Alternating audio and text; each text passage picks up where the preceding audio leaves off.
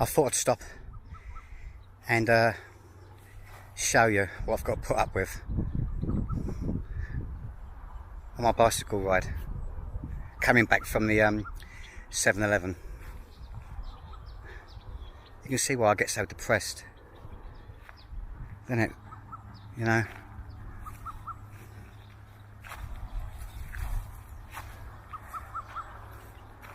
it takes me about 15 minutes to get round this sort of lake reservoir. This supplies all our villages. Probably, I don't know how many villages, I don't know, I'm not even going to tell you because I've got no idea. And what I do, bike up here, and then I end up right over there. And then after that, I've got another, say 15 minutes to my, no, say 10 minutes to my village. Terrible view, terrible. They need to clean this place up, don't they? Just been down 7-Eleven to get me European food. And this is really, really, I promise you, whether you believe me or not, this is really, really random. Because when I got off the bike, I noticed it. And I thought, I've got to do a shot of this. There's my bike. And there's my water that I always sit down and drink. And that, my friends, is toilet roll. You haven't seen one of them for a while, have you? The thing is, you don't need toilet roll over here really, because all the Thais, I think most of Asia, uses their hand and a bit of soap to wash the debris off their backsides. So you don't really need toilet roll. I only get it because I can't be doing that soaping hands thing. I'm English. So basically, we've got no shortage of tissue, we just got a shortage of soap here. Everybody's bulked by the soap. Disgusting. Hey? Can you hear the birds and everything? It's so peaceful here. So peaceful. You can hear a little tiny bit of background cars. But other than that, I stopped here for about half an hour. Dill's granddaughter's staying with us. She's come over yesterday. Lovely little kid. Her mother's having treatment done for something, for some illness, so she can't look after her. So we got Dill's granddaughter for about a month, I think. As I say, her granddaughter's mother, Dill's daughter-in-law, she's had some sort of treatment and she can't be near a kid or near other people, I think. I've no idea what the treatment is, but what that means is that we've got all the kids round our house, or outside our house I should say, screaming and shouting and that. We've got the paddling pool out and it's just sent me mental, so I thought I'd come and sit down here for half an hour. So I'll be out the house for a couple of hours this morning. Very pretty, isn't it? I've gone on and on about how pretty it is. You wouldn't believe there's a massive big bubonic plague going on around the world, isn't it? Would there?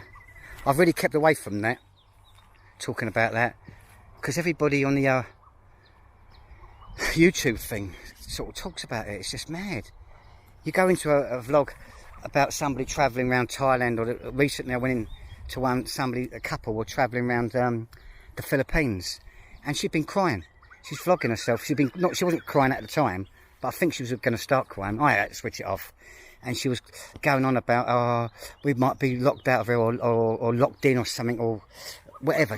I didn't really pay a lot of attention to her. When I found out she was going on about this coronavirus thing, I just lost the plot.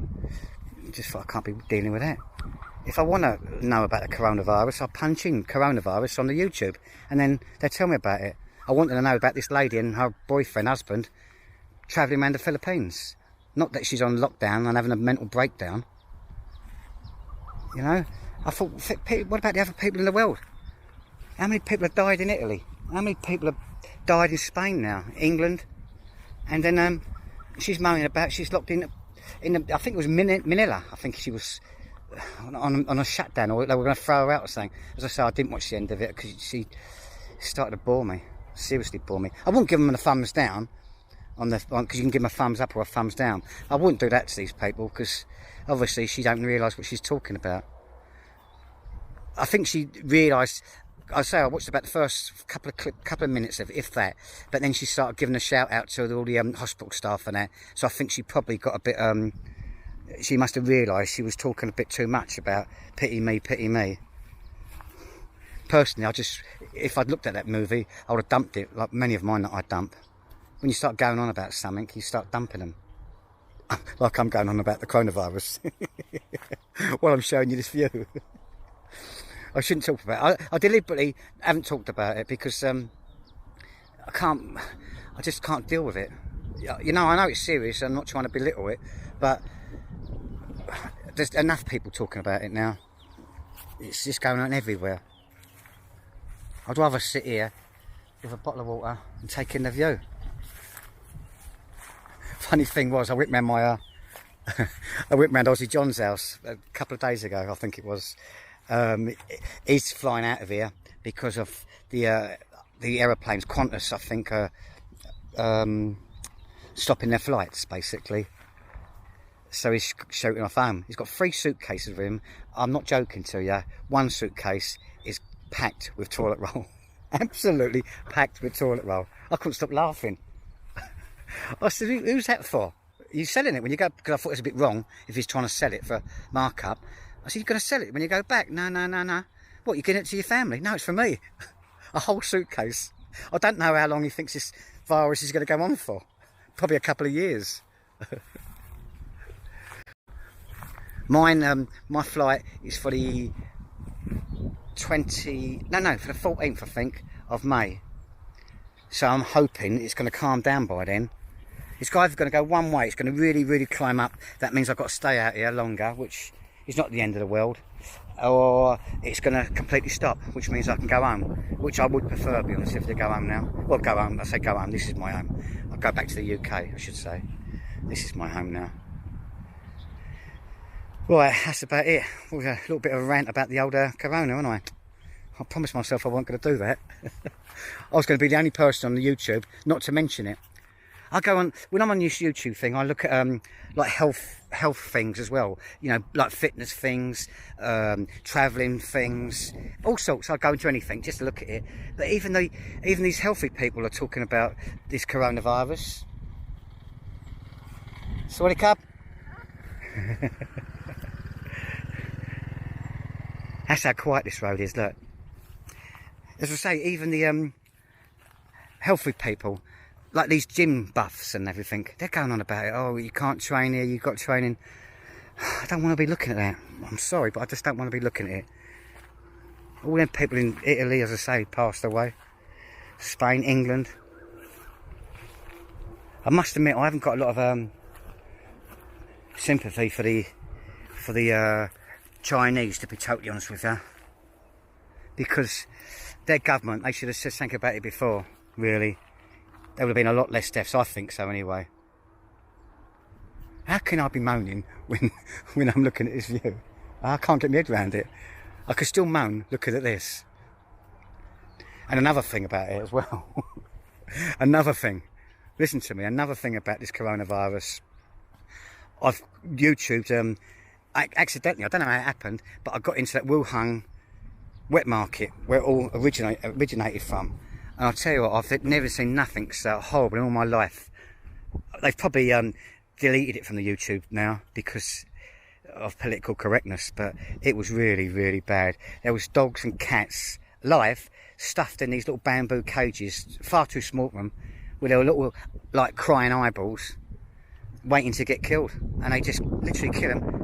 They pulled one cat out of one of the cages. I'm not going to go into there, but they stopped the filming. And it must have been a secret, like, hidden camera on his chest, this fella.